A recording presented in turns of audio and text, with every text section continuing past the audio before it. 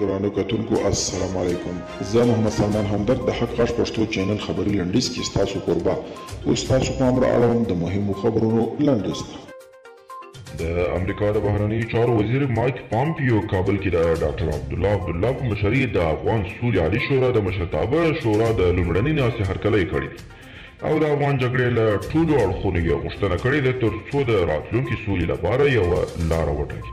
نوموړي د مشرتابه شورا د باصلاحیته شورا بللې ده چې د افغان حکومت مذاکره کوونکي هیئت ته به له طالبانو سره د سولې په برخه کې د سولې اعلان نقشې د شرایطو واک شریکولو او دایمي اوربند په اړه لارښوونه او مشورې ورکوي. پرون مازدیګر د افغانستان حکومت او طالبانو مذاکره کوونکو هیئتونو ترمنځ د اجنډا د جوړولو لپاره ناسته وشوه.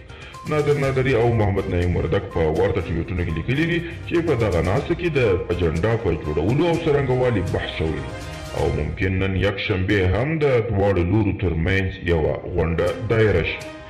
د افغان سولې لپاره د امریکا استازي زلمی خلیلزاد د سولې د طرزالعمل په جوړېدو خوښي څرګنده کړې ده او زیاته کړې ده چې د اوس د رهبري کمیټه یې فعاله شوې.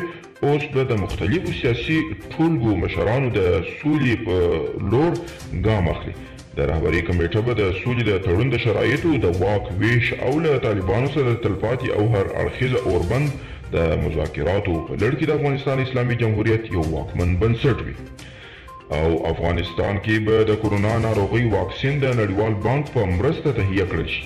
په دې اړه د ولسمشر غني ویلي چې د واکسینو لومړۍ مرحله کې به په ښارونو کې 100% او په دوهم مرحله کې د 40% ورکړه وګړو ته په وړیا ډول تطبیق کړل شي.